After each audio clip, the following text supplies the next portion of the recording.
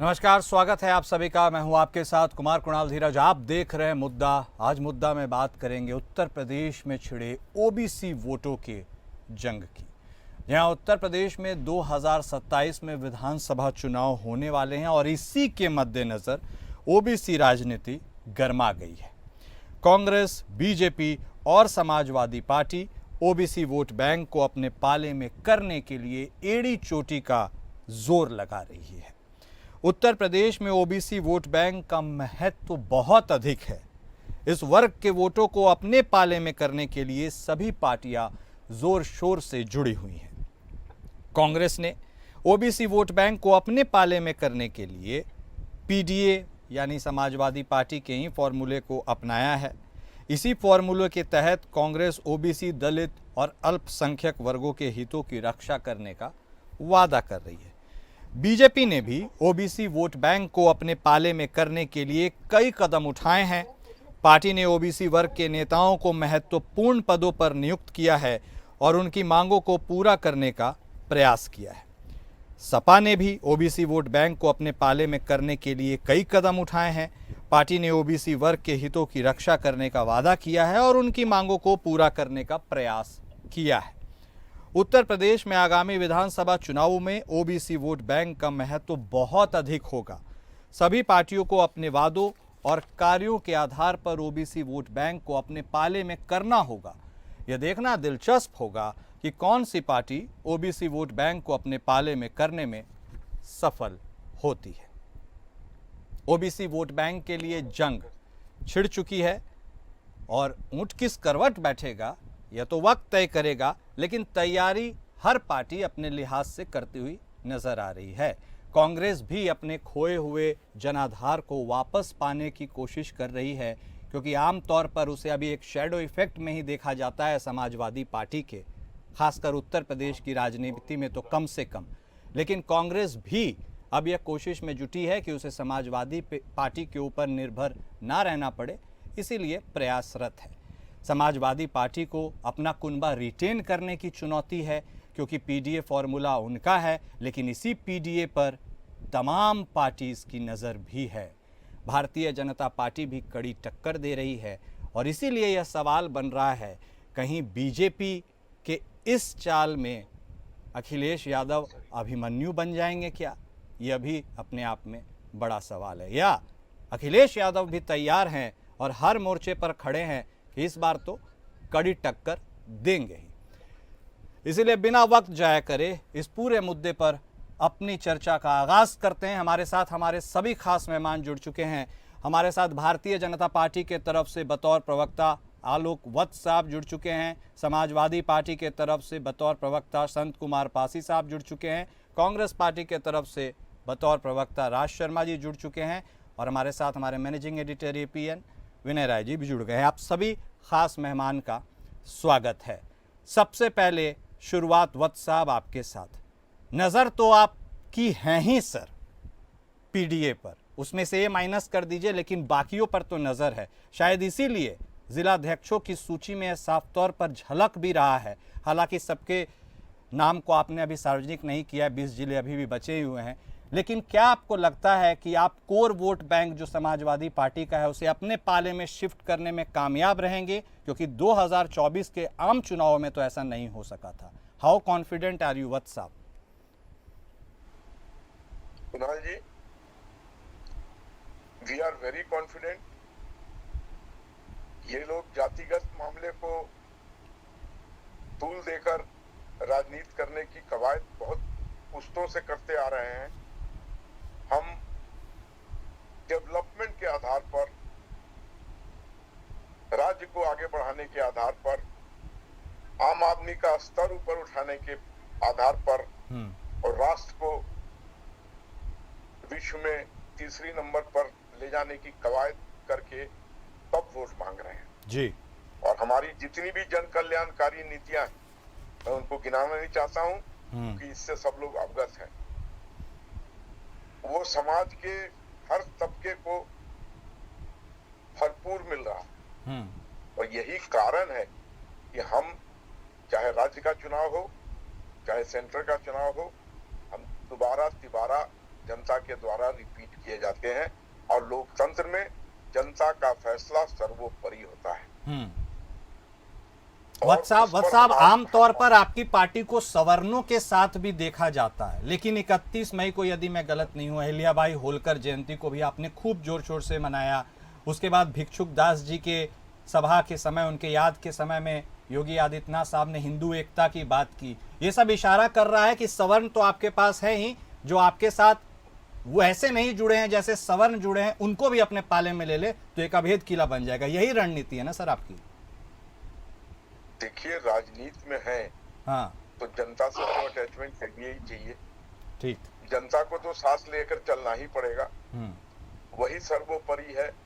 उनका मताधिकार ही हमको सत्ता में रखता है या सत्ता से पदच्युत करता है। और रही बात जिस वर्ग की आप बात कर रहे हैं, एसटी और एससी की, तो आज देश में सबसे ज्यादा विधानसभा सदस्य या लोकसभा सदस्य हमारी ही पार्टी में। पंचायत स्तर पर भी हमारे ही पास सबसे ज्यादा चेयरमैन या अध्यक्ष हैं। तो हमने समाज के हर तबके को साधने की कोशिश की है और करना भी चाहिए। लोकतंत्र में आप किसी को अछूता नहीं रख सकते हैं। कम से कम लोकतांत्रिक राजनीति में आप किसी को अछूता नहीं रख सकते हैं, चाहे वो कितना बड़ा हो चाहे वो कितना छोटा हो। मत का अधिकार सबका बराबर है और हमें सबका वोट चाहिए। हम सबके वोट को लेकर ही राजनीति करने में विश्वास रखते हैं। ठीक है। ये पीडीए या ये सब जो फॉर्मूला है जी, ये जातिगत काट निकाल कर और राजनीति करने की कवायद है। ठीक। What is PDA? हाँ, पीडीए सब समाज तो नहीं है। भारतीय जनता पार्टी सबका साथ सबका विकास करने की बात करती है। हम कहाँ कोई पीडीए या एमवाई बनाने की कोशिश करते हैं। हाँ, हम किसी को लिवरेज नहीं देते हैं एक्स्ट्रा, और किसी के धर्म को बरगलाने के लिए हम वो टोपी नहीं पहन लेते हैं। ठीक है वत्स साहब, ठीक है। पासी साहब, मतलब एक बात तो स्पष्ट है, वत्स साहब ने भी कहा है, वो समावेशी अप्रोच का जो इशारा कर रहे हैं, ये बात स्पष्ट हो गई है कि जाति आधारित राजनीति ही फिलहाल कुछ समय के लिए तो भारतवर्ष में होने ही वाली है, इससे पार नहीं पाया जा सकता। अब इस जातिगत राजनीति, हाँ मैं समझ गया, जी वत्स साहब, हाँ जी पासी साहब, अब जब इसी वाले पूरे फैक्टर पर आगे बढ़ना है तो आपकी जातिगत राजनीति को क्या बीजेपी से डर लगता है कि वह चोट पहुंचा सकती है? और यदि चोट पहुंची तो चोट तो गहरी होगी। देखिए सर, हमें बीजेपी ही नहीं, हमें किसी से डर नहीं लगता। अच्छा। समाजवादी पार्टी का शासन उत्तर प्रदेश में 4 बार रहा और अपने 4 बार के शासन काल में समाजवादी पार्टी ने सभी वर्गों के लिए काम किया है जी, और हम लोगों को अपने काम पे विश्वास है, इसलिए हमको किसी से डर नहीं लगता है। वत्स साहब ने कहा कि एससी एसटी को हम विशेष प्राथमिकता देते हैं, तमाम चेयरमैन जिला परिषद के नगर पालिका के आपने बनाए हैं। तो वत्स साहब से मेरा कहना यह है कि सन 2014 से वत्स साहब की सरकार केंद्र में है और प्रधानमंत्री आदरणीय मोदी जी हैं। वत्स साहब से मैं इतना जानना चाहता हूं कि आजादी के 75 साल बीत गए और आप बहुत सामाजिक न्याय का ढिंढोरा पीट रहे हैं। हमारी पार्टी तो उस हैसियत में है नहीं, लेकिन आप तो इस देश के इस समय सबसे बड़े दल के रूप में आप दलित प्रधानमंत्री कब बनाएंगे?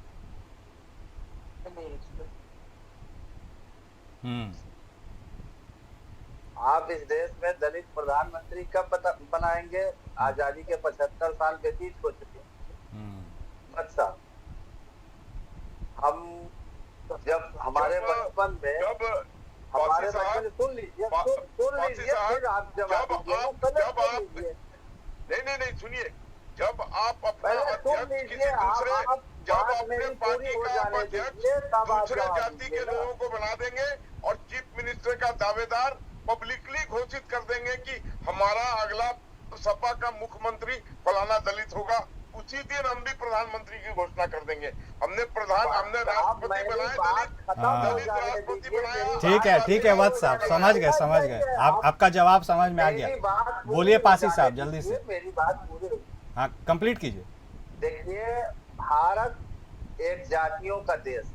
हम्म इस देश में जातियों को छोड़ करके कोई राजनीति नहीं कर सकता, ये कड़वी सच्चाई। चलिए, ये तो सब बस मानते हैं साहब कम आप से चाहे कम। जितना बस साहब चाहे जितना आप ढिंढोरा पीटे, सारे कार्य आपकी पार्टी में जात के आधार पे ही हो रहे हैं। आपने अभी खुद कहा। और अगली बात मैं ये कहना चाहता हूँ बस साहब कि जो आप लोग ढिंढोरा पीट, जब मैं छोटा था तो मैं बुजुर्ग लोग कहानी सुनाया करते थे। अब उसकी प्रामाणिकता मेरे पास नहीं है कि ताजमहल बनाने वाले कारीगर का शहंशाह ने हाथ कटवा लिया। अब ये सच है या गलत है, इसकी प्रामाणिकता मेरे पास नहीं है। वही काम आप करते हैं। आप ऐसी को बनाते तो जरूर है, लेकिन हाथ उसका काट लेते। ठीक है। आप खाना पूर्ति भी खानों की बखूबी करते हैं, लेकिन पावर छीन लेते हैं। बस साहब, पावर होना चाहिए। ये बहुत बड़े शर्म की बात है कि देश में अगर हमारे नेता जाएंगे दुनिया के देशों में, अगर उनसे किसी वहां का पत्रकार सवाल कर ले कि आजादी के 75 साल बाद भी आपके देश में दलित और मुस्लिम प्रधानमंत्री क्यों नहीं बना, तो उनके पास कोई जवाब नहीं होता। ठीक है पासी साहब, मैं समझ गया आपका कहने का आशय, हाथी के दांत खाने के कुछ दिखाने कुछ। अब राज शर्मा साहब भी वेटिंग में, आप लोगों को बहुत गौर से सुन रहे हैं। शर्मा साहब, पासी साहब ने तो कहा उनको डर नहीं लगता, लेकिन आप ईमानदारी से बताइए, आपको उत्तर प्रदेश की राजनीति में डर लगता है थोड़ा सा भी? क्योंकि अब देखिए, उसी रोड पर आप भी चल रहे हैं। भागीदारी न्याय सम्मेलन उसी का एग्जाम्पल है सर, और उसी किले को आप भी भेदने की कोशिश करें। सफलता हासिल हो पाएगी क्या, या फिर चलना तो दो दोस्तों को साथ में ही पड़ेगा?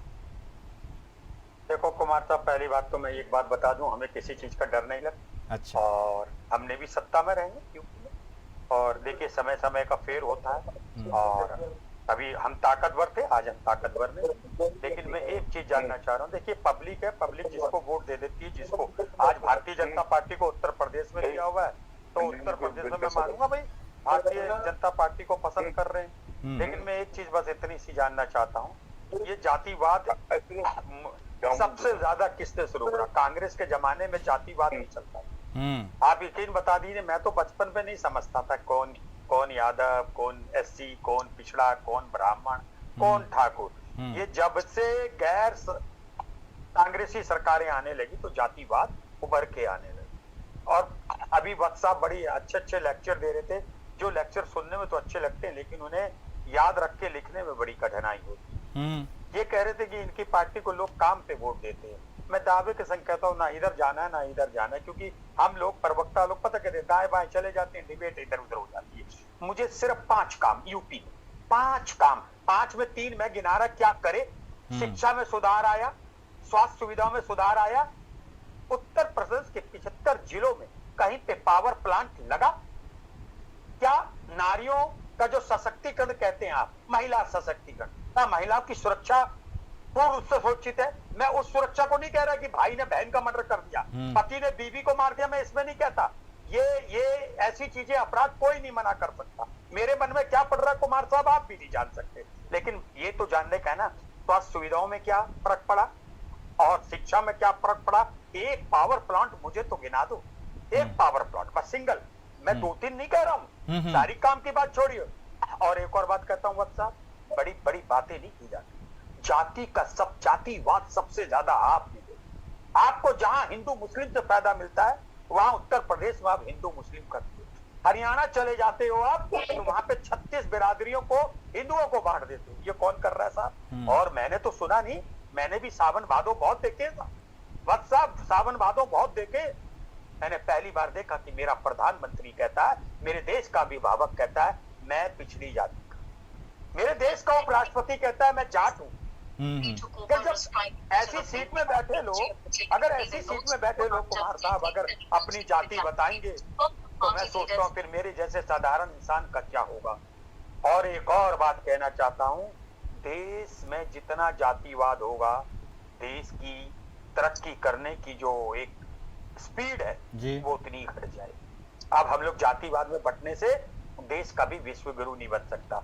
अभी पासवान साहब कह रहे थे, पासवान साहब की बात को काटूंगा नहीं तो, लेकिन मैं एक बात जरूर कहना चाहूंगा कुमार साहब कि आज के तारीख में वर्ल्ड डिस्टेंस लेस है। आप और मेरी डिबेट को कनाडा में सुन रहे हैं, ऑस्ट्रेलिया में, हर जगह सुन रहे हैं। ईरान और इजराइल में युद्ध हो रहा है लेकिन वहां भी सुन रहे हैं सब। तो अब ये सब बेकार की बातें हैं कि दिल्ली में बैठ के आपने क्या कहा, कोरिया में बैठ के क्या कहा, इंग्लैंड में बैठ के क्या कहा। अब तो हम 0 पॉइंट पे रहते हैं। आपकी और मेरी आवाज कनाडा, ऑस्ट्रेलिया सब सुन रहे होंगे जो आपको पसंद करते हैं। तो मैं ये कहना चाहता हूँ पासवान साहब, आवाज दलित प्रधानमंत्री की मैं नहीं समझता कि फॉरेन से आती होगी, देश में भी। ठीक है। और दावे के संग कहता हूं, जब कांग्रेस सरकार थी, हमारी कांग्रेस गवर्नमेंट, तो आप जातिवाद को नहीं देखते थे, सब लोगों का समावेश होता था। जब तक हम सब लोगों को लेके नहीं चलेंगे, मेरी समझ मानता हूं दोस्त, देश उन्नति नहीं कर पाएगा। आप कितनी भी कागजी तो कहते रहिए कि आर्थिक दृष्टि से हो गए 27 करोड़ जनता गरीबी रेखा से ऊपर आ गई, ये आप कहने में तो अच्छा लगता है। ठीक है शर्मा, कहने में क्या है, कह दो, लेकिन रियलिटी क्या है ये आलोक भाई अच्छी तरह जाने। ठीक है। नहीं, आपने जो कहा है, आपने अपने विचार प्रकट किए हैं। हाँ, वो पासवान साहब ने, वो पासी साहब सुन रहे थे, लेकिन ठीक है, उससे इतर मूल मुद्दे की बात है। विनय जी, ये एक इम्पॉर्टेंट पॉइंट है उन्होंने उठाया। उन्होंने 5 काम गिनाने की बात कही है भारतीय जनता पार्टी को उत्तर प्रदेश में। क्या यह यक्ष प्रश्न है? क्योंकि पांडवों ने 5 गांव मांगे थे, उन्हें वह भी नहीं मिल पाए थे। ये 5 काम गिना पाएंगे? ये मैं इसलिए पूछ रहा हूं कि भारतीय जनता पार्टी आमतौर पर प्राय विकास की राजनीति करती है, लेकिन अब जिस तरह से स्टीयरिंग जातिगत राजनीति की तरफ उसकी भी मुड़ती चली जा रही है, क्या यह समझा जाए कि अब विकास और जातिगत राजनीति के घालमेल से ही राजनीति चलेगी? देखिए, विकास की जहां तक बात गिनाने का सवाल है, अगर एक तरफ कहें कि नोएडा से लेकर के आगरा तक का एक्सप्रेस वे बनाया मायावती जी ने और आगरा से लेकर के लखनऊ तक का बनाया अखिलेश यादव जी ने, तो योगी सरकार भी बता सकती है कि हम गंगा एक्सप्रेस वे बना रहे हैं, हमने पूर्वांचल एक्सप्रेस वे बनाया, हम बाकी सड़कों पे भी काम कर रहे हैं। लेकिन सवाल इन्हें वो कहने के लिए कर सकते हैं, रोजगार के क्षेत्र में केंद्रीय गृह मंत्री आ रहे हैं, उत्तर प्रदेश में 60,000 पुलिस कर्मियों को नियुक्ति पत्र दिया जाना है। मसला विकास का जरूर रहता है, मुद्दे भी रहते हैं। अब बात इतनी है कि रोजगार का मुद्दा हमेशा रहेगा। आज से रोटी कपड़ा की लड़ाई आज से नहीं चल रही है। जब इंदिरा जी प्रधानमंत्री तब से बात चली आ रही है कि हम रोटी देंगे, कपड़ा देंगे, मकान देंगे। लेकिन सवाल हमेशा इसलिए बना रहेगा कि आबादी के अनुपात में आप ये कभी नहीं दे पाए। चाहे आवास योजना लागू कर दिए, चाहे आप अनाज बांट, जैसे अनाज बांटा जा रहा है, तो अनाज को भी लेकर कई जगह भी बोल रहे भाई कब तक बांटा जाएगा। कुछ लोग कहते हैं, कुछ लोग कहते हैं कि कम बांटा जा रहा है परिवार के अनुपात में। रहा दूसरा सवाल जिसमें तीनों मेहमानों ने खासतौर पर फोकस किया, जातिगत आधार को लेकर। वो तो 2000 में लगभग राजू शुक्ला के इंटरव्यू में प्रधानमंत्री नरेंद्र मोदी ने कह दिया था कि मैं अति पिछड़े समाज से आता हूँ।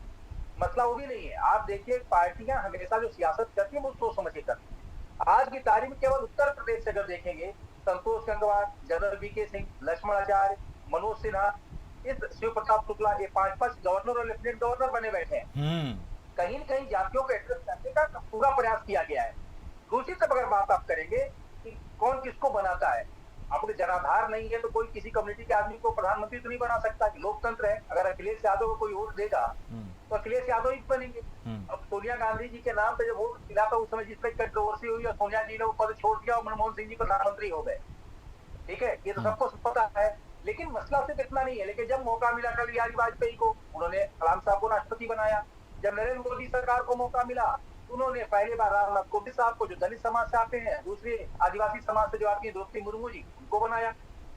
मसला सिर्फ कितना है कि जो सत्ता के शिखर पर बैठा है, जिसके पास जनाधार है, वो किस तरह के फैसले लेता है। आज की तारीख में कांग्रेस अगर मल्लिका खड़गे साहब को राष्ट्रीय अध्यक्ष बनाई हुई है तो बार बार कहती है किसी बयान पे कोई अगर उसका कटाक्ष करता है तो दलित नेता का अपमान किया गया है। आप भी कास्ट पॉलिटिक्स को ही एड्रेस करते हो और बीजेपी वही करेगी।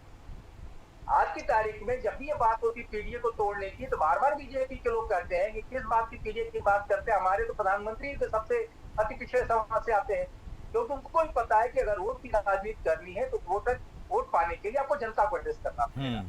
मसला सीधा सा है, चुनावी समीकरण में किसके दल पार्टी का पलड़ा भारी रहेगा, ये अलग सवाल है। आज की तारीख उत्तर प्रदेश में एक दशक है ओवरऑल यादव मुस्लिम कहने के लिए पिछड़ा मतदाता लोकसभा चुनाव में कांग्रेस और सपा गठबंधन के साथ गया।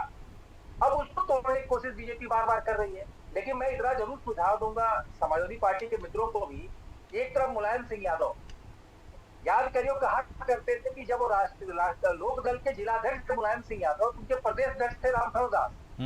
और एक समय ये भी आया कि राष्ट्रीय अध्यक्ष हो गए मुलायम सिंह यादव और प्रदेश अध्यक्ष रहे रामफल दास। लेकिन उनके समय में छत्र, चाहे वो आजम खान साहब हो, चाहे बेनी प्रसाद वर्मा हो, चाहे रेती रमन सिंह हो, चाहे कपिल देव नारायण सिंह हो, चाहे ज्ञानेश्वर मिश्रा हो, मोहन सिंह हो, इस तरह के लोगों को उन्होंने खड़ा किया। अखिलेश यादव जी के पास हमको लगता है इस तरह के लोगों की कमी है। नवरत्नों की कहावत पुरानी, राजा सतर्क होता है लेकिन उसको नवरत्न चाहिए, इंप्लीमेंट करने के लिए जिले स्तर पर ले जाने के लिए टीम चाहिए। और उस टीम का लगता है अभाव है। जो करना है अखिलेश यादव जी सही अच्छा करें तो बुरा करें, ठीक है, हमें लगता है इसको सशक्त करें, तभी जा करके एक अच्छा संगठन का दायरा बनेगा, तभी उसका परिणाम भी सामने आपको देखने को मिलेगा। बिल्कुल। अब इस चर्चा के लिए बहुत ज्यादा वक्त नहीं है, लेकिन फिर भी मैं सभी मेहमान के साथ थोड़ा वक्त जरूर देना चाहूंगा और स्ट्रेट सवाल पूछ रहा हूं, 10-10 सेकंड में सर प्लीज जवाब दे दीजिएगा। वत्स साहब, एक बात बताइए, प्रदेश अध्यक्ष उत्तर प्रदेश बीजेपी को अभी तक मिला नहीं है। आपकी नजर पूर्वांचल से किसी दलित या ओबीसी को बनाने पे लगी हुई है, इससे आप कौन सी राजनीति, पूर्वांचल की राजनीति करने चाहते हैं या राजभर साहब वहां पर अपना प्रबुद्ध रहते हैं, उनके इफेक्ट को भी काटने की कोशिश है? जल्दी से वत्स साहब। देखिए कुणाल जी, राजनीति में खासकर अभी के दौर में जातिगत समीकरण बनाना पड़ता है, ये एक नियति बन गई है। Okay, it is imperative, necessary कि आपको सबको लेके चलना है और ऐसा नहीं प्रदर्शित होना चाहिए कि किसी को हम किसी की अवहेलना कर रहे हैं। ठीक। तो उस लिहाज से जो भी आला कमान फैसला करेगा वो चुनाव के दृष्टिकोण से भी हमारे लिए फलदायक होगा। ठीक। और जो अभी राज शर्मा जी कह रहे थे कि 5 चीज गिना दीजिए, तो मैं सिर्फ इनसे इतना ही पूछना चाहता हूं कि वहां जितने एम्स का निर्माण हो रहा है क्या पूर्व में हो रहा था? वहां जितने मेडिकल कॉलेजेस बन रहे हैं क्या पूर्व में थे? वहां जितने रोड और सड़क और पुल पुलिया का निर्माण हुआ क्या उस समय हुआ था? क्या जो वहां की शांति व्यवस्था आज है वो पूर्व में थी? ठीक है। मैं पूछना चाहता हूं जो 30,000 करोड़ का इन्वेस्टमेंट आया है, 30,000 करोड़ का, तो क्या वो पहले कोई यहाँ पर इन्वेस्टर मीट में इस तरीके का कोई इन्वेस्टमेंट आया था? ठीक ठीक। जितनी एयरपोर्ट्स का निर्माण हुआ और जितनी जगह कनेक्टिविटी बढ़ाई क्या पहले इन्होंने बढ़ाई थी? ओके बात साहब, ठीक है, आपने बहुत सारी चीजें पूछ ली, ठीक है। विद्युत गतियां हमने चलाई क्या इन्होंने चलाई थी? ओके ओके ओके बात साहब। राज शर्मा साहब जल्दी से सर 10 सेकंड में आप भी बता दीजिएगा जो कुछ भी आपको बोलना है। और एक सवाल यह भी पूछ लेता हूं, जातिगत जनगणना का मुद्दा इस बार खूब धार पकड़ने वाला है, उसका क्रेडिट आप लेने की कोशिश करेंगे? मुद्दा आपने भी तो उठाया था, जल्दी से।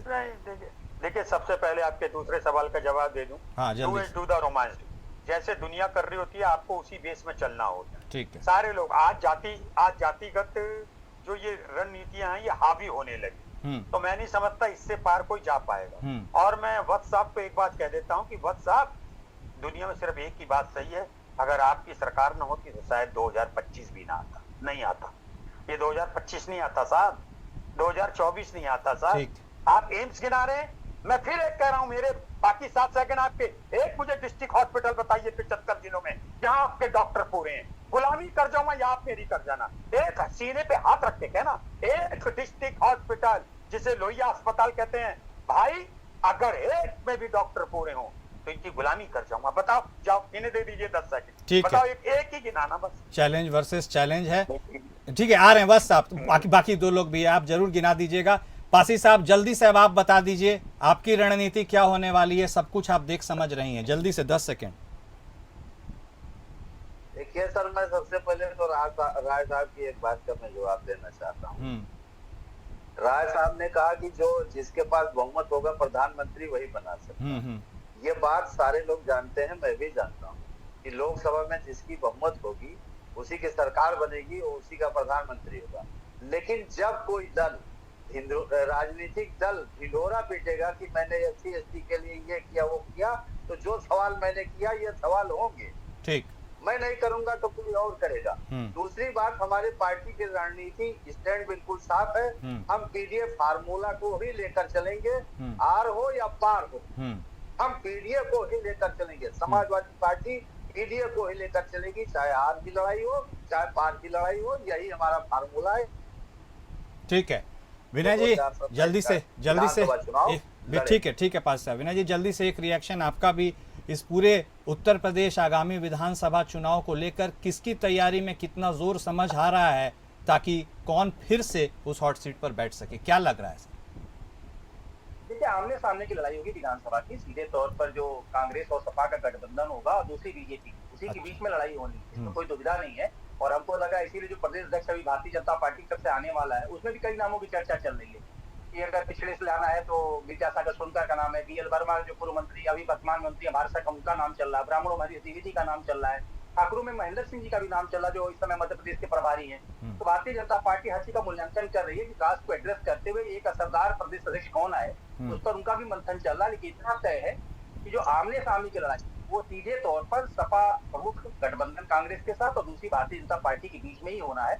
और इनको तय करना है कि किस तरह के कैंडिडेट मैदान में आते हैं, किस तरह के मुद्दे को लेते हैं। ठीक है, पीडीएम का मुद्दा होगा, लेकिन कैंडिडेट भी बहुत ही एक असरदार चीज होता है कि कैंडिडेट सब कुछ फोकस कर जाता है लास्ट में। कई बार स्थानीय स्तर पे कैंडिडेट की भी नाराजगी उठानी पड़ती है। अभी तो लगभग 2 साल का समय है, अभी तय करना इन दोनों पार्टियों किस तरह से वो उस पर रिसर्च करते हैं, किस तरह से अपने सर्वे को इम्प्लीमेंट करते हैं, किस तरह के प्रत्याशी को सामने ले आते हैं, और देखिए परिणाम को। ठीक है, वक्त इतने की इजाजत देता है। बहुत धन्यवाद आप सभी खास मेहमान का इस चर्चा में शामिल होने के लिए, हमारे साथ जुड़ने के लिए। तो उत्तर प्रदेश विधानसभा चुनाव में जो होगा वो तो तब होगा, लेकिन अभी जो हो रहा है सबकी नज़र उसी के ऊपर है। कौन कैसे सियासी समीकरण को साधने में जुटा है, ये सब जनता के आगे है। मुद्दा में आज बस इतना ही। नमस्कार।